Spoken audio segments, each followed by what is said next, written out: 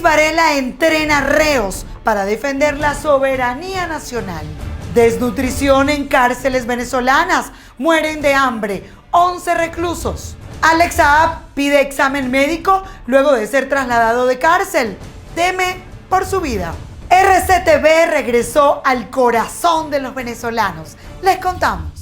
¿Qué tal, amigos? Esto es Noticias Impacto Venezuela, lunes 6 de julio del año 2020. Comenzamos invitándoles a que nos acompañen en nuestra mesa de análisis. El día de hoy vamos a estar hablando con el abogado Omar Mora Tosta a propósito de esta frase pronunciada por la ministra de Asuntos Penitenciarios de Nicolás Maduro, Iris Varela, quien ha confirmado que están entrenando los presos para que puedan defender la soberanía nacional, además del proceso de desnutrición en los que se encuentran algunos presos y privados de libertad y otros llamados presos políticos, quienes no tienen acceso a la justicia. Todo esto está pasando el día de hoy en Venezuela, por eso a continuación nuestra mesa de análisis. Amigos de Impacto Venezuela, el día de hoy en nuestra mesa de análisis conversamos con el abogado Omar Mora, abogado venezolano. ¿Cómo está, doctor? Le saludamos. ¿Cómo están? Buenas tardes. Muchas gracias por la invitación. Sí, doctor, pues nosotros queríamos conversar con usted por varios puntos que nos ocupan. El primero de ellos tiene que ver con que este fin de semana Iris Varela, la ministra de Maduro para Asuntos Penitenciarios, decía que iba a utilizar 40.000 presos en dado caso que se necesitaran para la defensa de la soberanía, es decir, los que están privados de libertad, que cometieron delitos, que mataron gente, que son asesinos, criminales, son los que van a defender a Venezuela. ¿Qué opinión tiene usted al respecto? Bueno, esto es una muestra más de las barbaridades que han venido cometiendo esta gente del régimen a lo largo de estos años, porque recordemos que yo siempre lo he dicho, aquí viene un sostenido plan de acabar con la institucionalidad y con la separación de poderes y, por supuesto, una consecuencia de ello es la destrucción absoluta de lo que significaban las Fuerzas Armadas para Venezuela, que tienen una función constitucional de defender la soberanía, el territorio, las leyes de la República y la democracia, y ahora se han convertido en otra cosa, que no es precisamente eso. Esta declaración es terrible, de que se pretenda utilizar a las personas procesadas penalmente que han cometido delitos para esas labores, entre comillas, de defensa de la patria. Es terrible, y que se admita públicamente que se les entrena, que se les, se les adoctrina para esta situación y de alguna forma hasta se les inquiere a realizar ese tipo de tareas para obtener la libertad. Es muy, muy delicado. Sí, fíjese que otra de las cosas que podemos asociar con esto tiene que ver con el último informe que ha presentado Michelle Bachelet, donde ella asegura que hay una cantidad de privados de libertad a los que se les aplican tratos crueles, torturas, y pues conocemos de cerca el trabajo tan importante que usted ha desarrollado en Venezuela con algunos privados de libertad. Hay una lista de nombres que tenemos para mencionar, pero solo algunos. Nos quedamos con el general Baduel, con los hijos del general Baduel y también pues con Leopoldo López, quien todos los años que estuvo privado de libertad sabemos perfectamente que no era siempre el acceso a sus abogados, como en este caso está viviendo uno de los hijos de Baduel, que no tiene acceso a la justicia. ¿Qué hacer después de todo esto? ¿Cómo ver no solamente el informe, sino cómo ver la realidad venezolana, donde no hay un Estado de Derecho y donde no se tiene la oportunidad de poder conversar siquiera con el abogado de uno? Bueno, mira, esto es una consecuencia de esta crisis institucional que venimos comentando. Aquí no hay separación de poderes. Recordemos que ya desde el momento de marzo aproximadamente del 2017, cuando dimos las declaraciones nosotros a la comunidad internacional acerca de la sentencia 155 y 156 que acababan con la inmunidad parlamentaria y que también era uno de los nuevos misiles contra la Asamblea Nacional, era evidente que era ya la firma de la sentencia de muerte del último de los poderes independientes en Venezuela y que estaba en manos de la oposición. que está en manos de la oposición. Por eso es que es necesario para el régimen recuperarlo a como de lugar, y por eso es que ocurren todas las cosas que ustedes han visto, la persecución, el desconocimiento de las funciones del Parlamento, el montarle una institución paralela, lo cual han hecho en otros estratos digamos, de los poderes públicos, porque también ha ocurrido con el caso de los gobernadores electos y alcaldes electos digamos, por la tendencia opositora. Entonces, en este momento, analizar esta situación nos lleva a entender de que no hay instituciones, no hay separación de poderes en Venezuela y que es muy difícil acceder a lo que está establecido en el texto constitucional y en los tratados internacionales con respecto al debido proceso, al derecho a la defensa, al transitar un proceso con las garantías debidas que internacionalmente están establecidas en los parámetros. Y esto no ocurre y no va a ocurrir hasta que no haya un cambio político. Fíjese que una de las cosas que más nos llama la atención tiene que ver con cómo funcionan los tribunales en la actualidad. El Tribunal de Maduro, pues obviamente brazo ejecutor de sus políticas, con el Tribunal Supremo de Justicia, con una Fiscalía General de la República también de alguna manera amañada. Entonces nos preguntamos, usted que es abogado ahorita de unas personalidades, digamos, importantes porque son famosas y porque son de alguna manera la disidencia de Maduro. Entonces queremos saber, usted va ahorita a un tribunal a intentar defender a Juan Requesens, a Leopoldo López, que está en la embajada. Usted va a intentar defender a Hosnar Baduel. ¿Qué le dicen? Que no lo puede ver. ¿Por qué? ¿Qué alegan?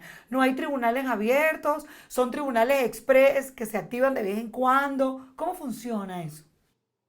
No, fíjate, hay muchas trabas para el ejercer el derecho a la defensa de estas personas. El primero es, por ejemplo, el último de los casos, el caso de Hosnar Baduel. Él ni siquiera ha tenido contacto ni con su familia ni con sus abogados desde el momento en que fue presentado públicamente en esos videos, tras, según dicen los videos, haber sido detenido en un lugar y todo esto, ¿no? Los tribunales, la regla es que entorpecen a lo largo de todos estos procesos bizarros la posibilidad de ejercer el derecho a la defensa de estas personas consuetudinariamente. Mira, nosotros transitamos cosas como que tú llegas y no puedes entrar al tribunal, el expediente está en el despacho del juez, no te dan copias, no te proveen lo que tú solicitas, o no los trasladan, o hay un diferimiento reiterado en las audiencias de esos procesos para que no se den, o cuando les conviene aceleran pues todo como a ellos les convenga para condenar a estas personas que el único delito que han cometido es pensar distinto y querer un país mejor del que tenemos. Entonces, lamentablemente, pues esa es la realidad con la que nosotros nos enfrentamos al defender esto o cualquier tipo de casos que tengan que ver con la disidencia, con el pensar distinto en este país. Sí, además precisamente por eso se les conoce como como presos políticos, en el caso de Leopoldo López, Freddy Guevara, además que Nicolás Maduro tiene encima de sus hombros cerca de 400 personas privadas de libertad, prisioneros políticos. En el caso de Leopoldo López, doctor, ¿en qué condición se encuentra en la Embajada de España? Es decir, ¿en algún momento se está previsto que Leopoldo salga de allí o que Leopoldo pueda de alguna manera hacer vida política o esto no es posible? No, bueno, en estos momentos eso está negado porque tiene una persecución del régimen. Recordemos que Leopoldo fue beneficiado tras la condena infame a la que fue sometido siendo inocente al beneficio de un indulto presidencial por parte de Juan Guaidó, el presidente Guaidó, y él es un hombre libre. Lo que pasa es que se encuentra en calidad de huésped de la Embajada del Reino de España en Caracas en virtud de la persecución a la que está siendo sometido en estos momentos todavía. Evidentemente, cuando esto cese, él regresará, como es lo natural que ocurra, a sus actividades en el mundo político en Venezuela. Pero de alguna manera no está previsto que salga del país. No, bueno, hasta estos momentos nunca ha estado planteado eso. De hecho, él decidió quedarse en el país para luchar por el rescate de la democracia, de la institucionalidad y por ayudar al pueblo venezolano a enrumbarse nuevamente por los senderos de la prosperidad y del avance en todos los puntos de vista que han sido, digamos, lo que ha evitado el régimen durante estos 20 años, en donde nos ha sumido en el atraso, en la desidia, y que ahora, en presencia de una pandemia mundial, nos tiene sumidos en esta emergencia humanitaria compleja que aqueja al pueblo venezolano. Doctor, en el caso suyo me llama la atención y me disculpa la curiosidad, pero ¿le ha tocado vivir cualquier cantidad de procesos injustos? ¿Le ha tocado pues estudiar la Constitución por tantos años, ver cómo la transformaron y ahora le toca también ver cómo no la respetan? ¿Qué se siente estar ante un Estado de Derecho vulnerado, atropellado, vejado, pateado, maltratado, todos esos, digamos, sinónimos juntos, porque no es posible ejercer el derecho en una Venezuela en la que prácticamente hay una dictadura galopante? Entonces, desde acá nos preguntamos, viendo usted este panorama judicial con el que a diario se enfrentan, ¿qué hay detrás de ese hombre Omar Mora, que hoy es abogado de tantos personeros con un valor político importante y que muchos ojos del mundo están puestos allí? Juan Requesén, Leopoldo López, Frei Guevara, el general Baduel, todo lo que puede ocurrir si estas personas estuvieran en libertad y estuvieran trabajando por la democracia venezolana. ¿Qué siente usted como jurista? Bueno, mira, un gran compromiso, porque todos los que estamos en esta lucha, porque no soy yo solo nada más, somos personas de principios. Crecimos en un país completamente distinto al que tenemos y lo queremos rescatar para nuestros hijos, para nuestros nietos, para las generaciones que vienen. Venezuela no se acaba por el capricho de este grupo que ostenta el poder de manera absolutamente ilegal en estos momentos. Venezuela tiene que superar esto y nosotros estamos trabajando para el rescate de la institucionalidad, de la separación de poderes, que son los pilares fundamentales de cualquier democracia en el mundo. Y Venezuela lo va a lograr nuevamente, va a tener nuevas autoridades robustas, independientes, que son, como lo digo yo, pues, la base fundamental de cualquier Estado democrático. Y necesitamos que sea así, porque en Venezuela tiene que venir la justicia, algo que no existe en este momento y que necesitamos que regrese al país para que ponga las cosas en su lugar. Muchos ojos, mucha esperanza puesta en el testimonio que pueda dar Alex Saab. Yo supongo que sí, y por eso pues todo el tira y encoge diplomático que existe en estos momentos. Y bueno, tendremos que esperar a ver qué es lo que tendrá que decir esta persona y cuál es, digamos, el nivel de implicación que tiene esto tanto en Venezuela como en Colombia. Así es.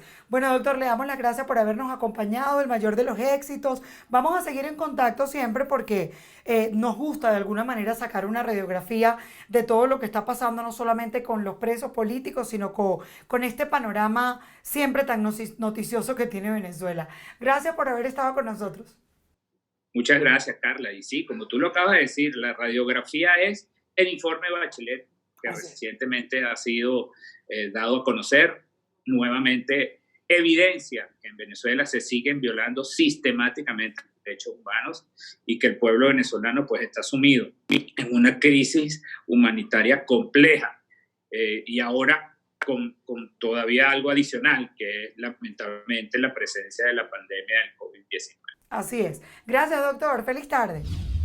Conversábamos con el abogado Omar Mora Tosta a propósito de diferentes temas que pudimos revisar, dando una radiografía de lo que significa los procesos penales en Venezuela, ser abogado en un país en donde no hay ningún tipo de respeto por la justicia, no se cumple el debido proceso. El Tribunal Supremo de Justicia pareciera ser un brazo ejecutor de las políticas públicas de Nicolás Maduro y sobre todo ponerse solamente de un lado y no en el medio de la justicia. Muchísimos presos políticos privados de libertad que no cumplen, no tienen la posibilidad de tener un abogado para que puedan defenderlo. Estos fueron algunos de los temas que tocamos con el abogado Omar Mora Tosta. Nuestros equipos están desplegados en todo el país para traerles información de manera directa. Por eso a esta hora nos vamos al estado Táchira. Y es que durante el acto de excarcelación de 151 privados de libertad en la cárcel de Santa Ana,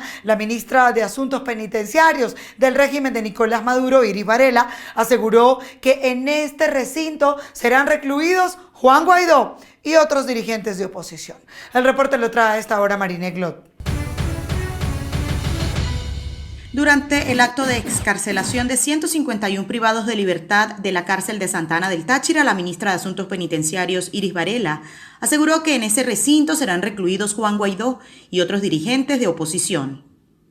Desde la cárcel de Santa Ana del Táchira o Centro Penitenciario de Occidente, Varela lanzó la advertencia de manera irónica contra Guaidó y otros dirigentes opositores en el exilio. Mire, allá vamos a meter a Guaidó. Muy bien, perfecto, muy bien. ¿No? ¿Y a quién más podemos meter? A Gaby Arellano puede ir por Gaby Arellano. Claro. Jorge no tiene una por ahí. Julio Jorge, está bien. Las declaraciones fueron ofrecidas durante el acto de excarcelación de 151 presos del CPO. A nivel nacional ya han sido liberados 1.000 en lo que va de cuarentena, bajo régimen de confianza tutelada que otorga el ministerio. Los requisitos para que ellos opten a esta medida de gracia que otorga el gobierno revolucionario están establecidos en el Código Orgánico Penitenciario. Implica, entre otras cosas, que los beneficiados tienen que haber cumplido el 75% de la pena impuesta, lo cual les hace merecedores de fórmulas alternativas en cumplimiento de pena. Francis Barreto agradeció la medida que la puso en libertad por delitos al erario público. Permaneció varios años en la cárcel. Primeramente a la iglesia, darle gracias a mi Dios y después a reunirme con mi sagrada familia, con mis hijos, con mis nietos, buscar a mi madre. Tengo 3 hijos. ¿Y cuánto tiempo tenía aquí, señora? Tenía de privada de libertad 6 años y 7 meses. ¿Y qué fue lo que pasó? ¿Por qué llegó aquí? Bueno, lamentablemente me vi envuelta en un problema que de verdad nunca pensé. Era funcionaria, trabajaba en el tribunal de aquí de San Cristóbal y soy profesional, soy abogada y la verdad no sé cómo me vi envuelta en esta situación.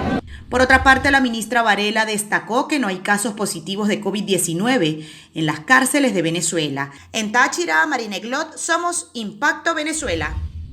Gracias Marine por tu reporte. Nos vamos al estado Carabobo y es que la organización no gubernamental, el Observatorio Venezolano de Prisiones, denunció la muerte de al menos 11 reclusos en el penal de Tocuchito en los últimos 15 días, producto de la desnutrición por falta de alimentos y el brote de tuberculosis que hay en este centro penitenciario que atenta contra la vida de los internos. Es un reporte que nos trae a esta hora Ignacio Yaguari.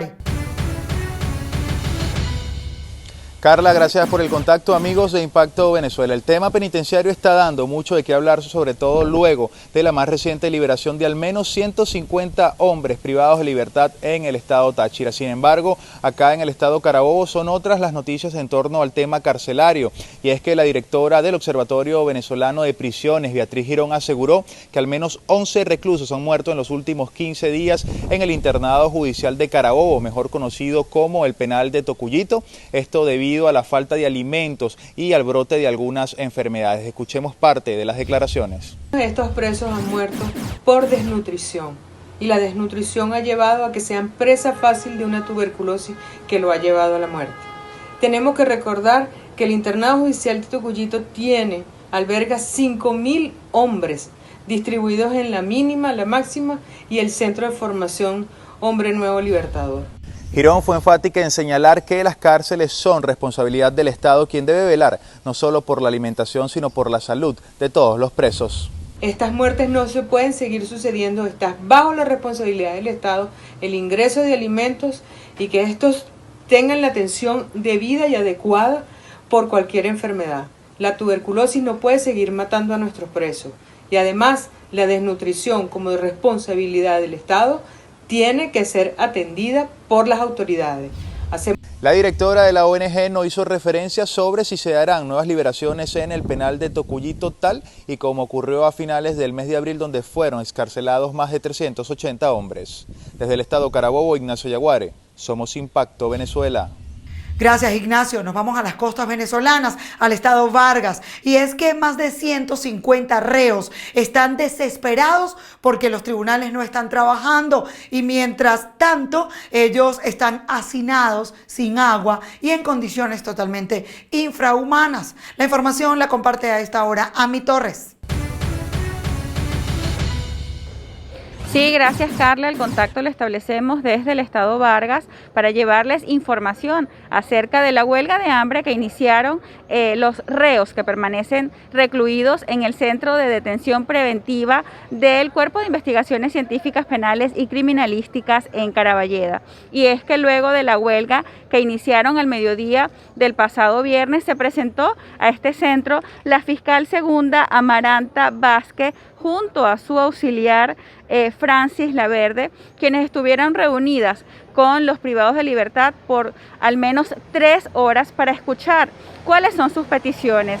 De acuerdo con los familiares de estos detenidos, ambas fiscales informaron que para esta semana se tiene previsto una mesa técnica con la participación de representantes de la Defensoría Pública, así como también de los tribunales, del Cuerpo de Investigaciones Científicas Penales y Criminalísticas y también de la Fiscalía, a fin de evaluar cada caso, porque aquí hay más de 150 detenidos, y evaluar aquellos casos que se encuentran graves de salud, así como también quienes tienen delitos menores e incluso quienes han cumplido condena en estos calabozos, que además son sitios de reclusión preventiva.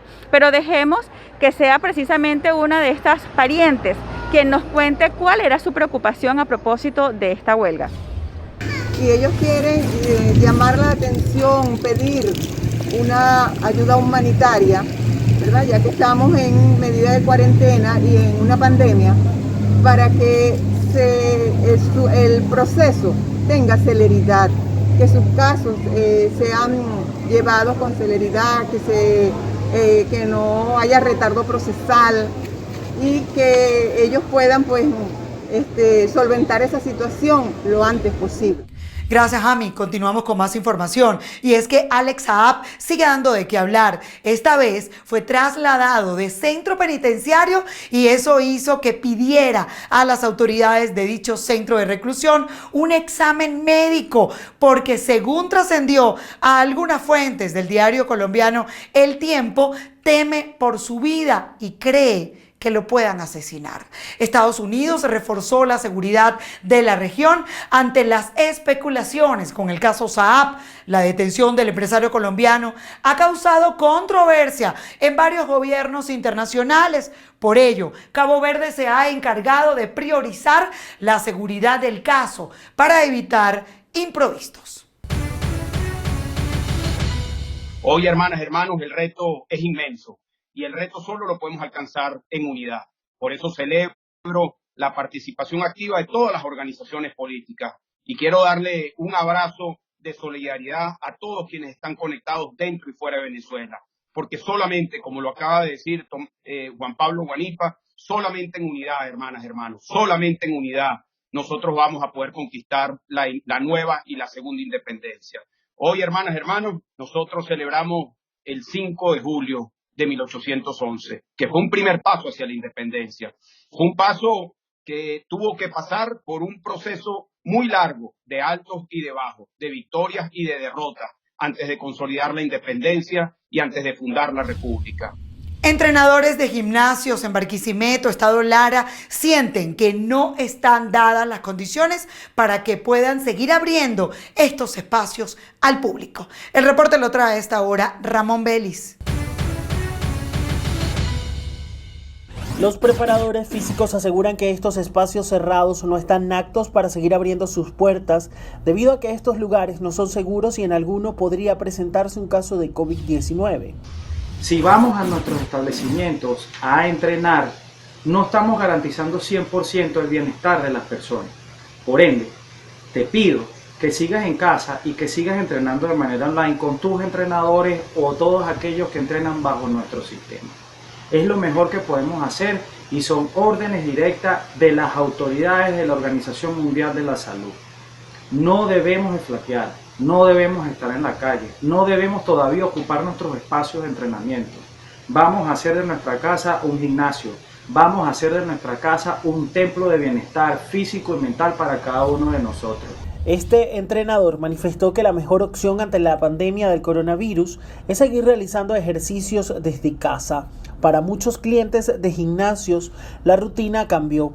Sin embargo, nos cuentan cómo ha sido esta experiencia. Para mí los entrenamientos en casa han sido un poco difícil, ya que desde pequeña acostumbro a entrenar en mi gimnasio de taekwondo. Poco a poco me he ido adaptando a estos entrenamientos y todo me ha resultado. Desde hace un tiempo para acá me topé con mis entrenadores, Pepe Bavaresco y Dulmari Flores, que aparte de ser mis entrenadores, son una familia. El beneficio de entrenar con el sistema es la motivación de toda la familia a aprender cosas nuevas, ejercicios nuevos, aprender que todo es psicológico, que nada es imposible. En Venezuela hay una flexibilidad para abrir gimnasios que entró en vigencia desde el pasado 15 de junio. Las medidas que recomendaron los dueños de estos espacios al público en general fue llevar 2 toallas de uso personal y el uso respectivo del tapabocas mientras lleva la rutina de ejercicios. Por cada clase atienden a 10 personas. Desde el estado Lara, Ramón Vélez, Somos Impacto, Venezuela. Gracias, Ramón. Continuamos con más información, y es que el gobernador de Nueva Esparta, Alfredo Díaz, exigió al gobierno nacional realizar con urgencia una inversión en la sustitución de la tubería matriz desde el estado Sucre hasta la entidad insular, para así finiquitar la problemática del suministro de agua en esta región. El reporte lo trae a esta hora Jesús Albino. Las fallas de agua serían severas en algunas zonas del principal destino turístico de Venezuela, donde pasan meses sin recibir una gota de líquido por tubería. Debe hacerse una inversión seria, responsable y planificada. Lo que hoy estamos viendo en los últimos años y sobre todo en los últimos días con respecto a la sustitución del acueducto de Tierra Firme a Margarita y Coche, hoy sigue dando de qué hablar, pero de qué hablar por la falta de planificación. La improvisación ha conllevado de que hoy esa inversión siga perdiéndose. Y no es menos cierto que vimos una sustitución de allí de Punta Mosquito hasta la entrada de la avenida Juan Bautista Arismendi, aproximadamente un kilómetro de sustitución de tubería, y apenas transcurrió una semana y ya estaba completamente roto. Es decir, todos los trabajos que han venido haciendo del gobierno lamentablemente no dan pies con bola. El jefe del Poder Ejecutivo Regional en Nueva Esparta expresó que es lamentable que mientras los neoespartanos sufren y protestan casi a diario por falta de agua potable, se pierda una tubería sobre la cual se hizo una inversión, pero nunca han acometido los trabajos para solucionar la crisis que viven las principales islas turísticas del oriente de Venezuela. Desde Anzoátegui, Jesús Albino, Somos Impacto, Venezuela. Nos vemos pronto. RCTV anuncia su esperado regreso. El canal venezolano creó ilusión e intriga mediante sus redes sociales al anunciar que vuelven. La mayoría de los venezolanos recuerdan con tristeza aquel 27 de mayo del año 2007, cuando el canal venezolano Radio Caracas Televisión se fue a negro, al no ser renovada su concesión por decisión del presidente de Venezuela, Hugo Chávez. Sin embargo, la plataforma audiovisual llenó de esperanzas a sus seguidores y anunció que regresaría este pasado 5 de julio. Mediante su cuenta en la red social Instagram, publicaron un post lleno de intriga y de emoción con la palabra "volvemos". Nos preguntamos, por ejemplo, si los presos son quienes van a defender la soberanía de Venezuela. ¿Qué rol juega la Fuerza Armada? ¿Se están quedando sin militares leales a la revolución? Hasta aquí Noticias Impacto Venezuela. Les acompañó Carla Salcedo Flores.